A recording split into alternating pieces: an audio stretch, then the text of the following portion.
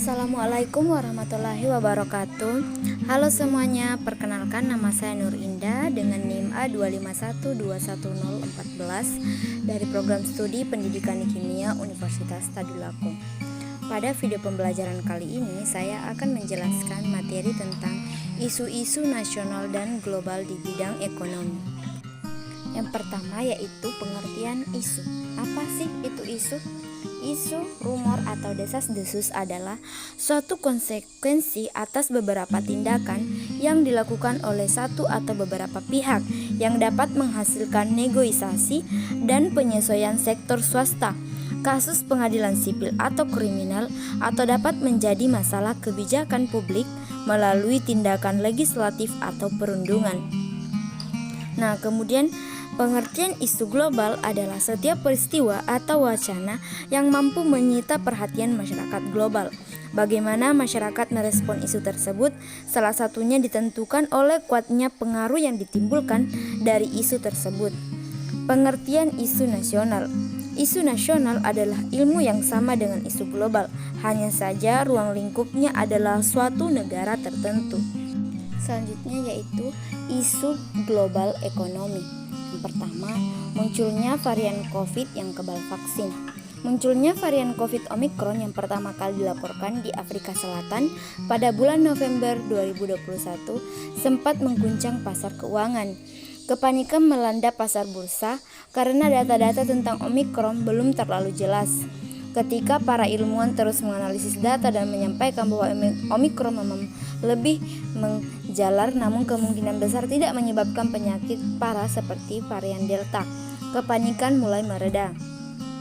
Selama minggu-minggu pertama tahun 2022, investor dan pelaku ekonomi akan mengikuti dengan cermat temuan-temuan baru soal Omicron. Yang pasti, informasi tentang munculnya varian berbahaya bisa menyulut reaksi pasar dalam sekejap. Nah, jika hal ini terjadi, artinya akan makin banyak penguncian maupun pembatasan harus dilakukan dan ekonomi bisa mandek lagi. Yang kedua yaitu gangguan rantai pasokan.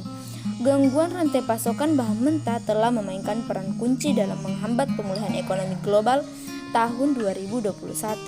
Ini termasuk gangguan pengiriman barang dan kelangkaan peti kemas untuk pengiriman. Lonjakan permintaan secara mendadak terjadi ketika lockdown dicabut hampir bersamaan di berbagai wilayah, membuat produsen berlomba-lomba untuk mendapatkan komponen dan bahan baku. Yang ketiga, lonjakan inflasi.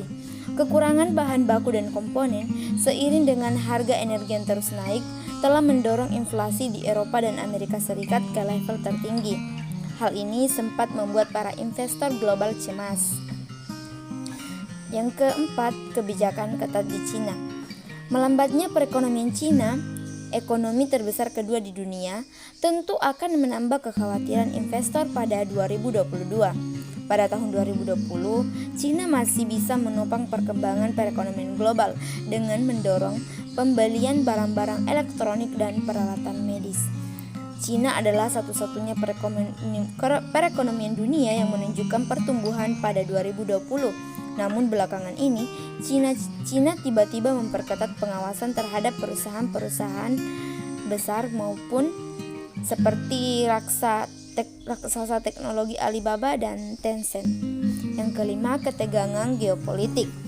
Dunia tidak hanya sedang mengalami dua krisis besar, yaitu krisis pandemi dan krisis iklim, melainkan juga menghadapi ketegangan politik yang belakangan makin meruncing.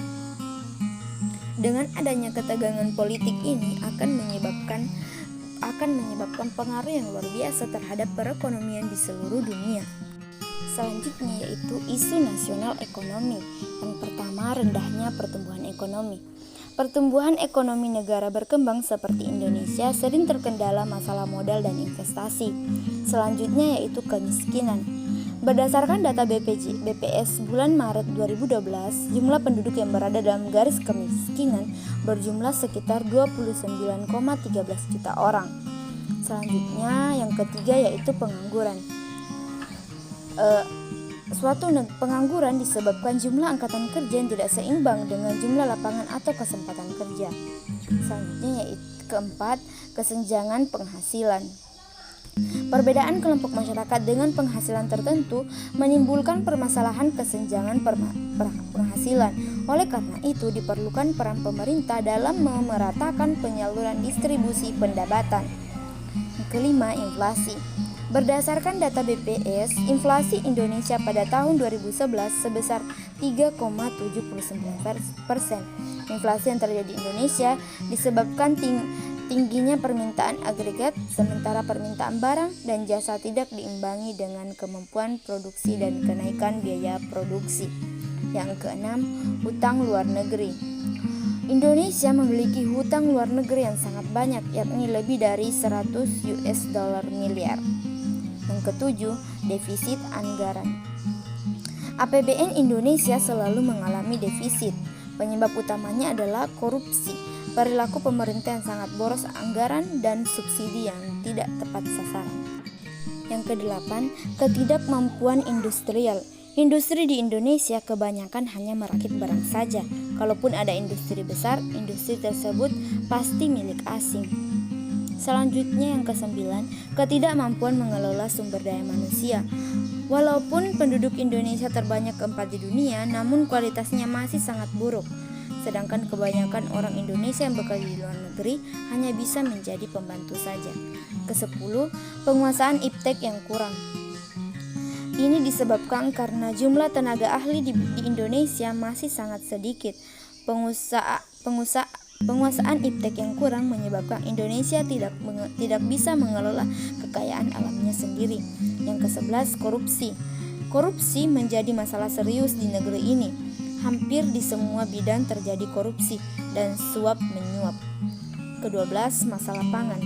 Ketidakmampuan pemerintah dalam mengendalikan harga pangan membuat harga pangan terus meroket, terutama sembako. Ditambah lagi dengan semakin sempitnya lahan pertanian akibat alih fungsi lahan.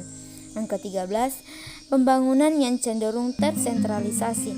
Indonesia memang sedang pesat-pesatnya membangun, tetapi yang disayangkan adalah kenapa hanya kawasan tertentu saja yang dibangun, sedangkan daerah lain ditinggalkan begitu saja.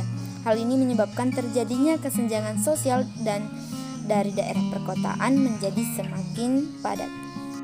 Itulah tadi materi mengenai isu-isu nasional dan global di bidang ekonomi. Semoga dapat menambah pengetahuan dan wawasan teman-teman sekalian. Sekian dan sampai jumpa.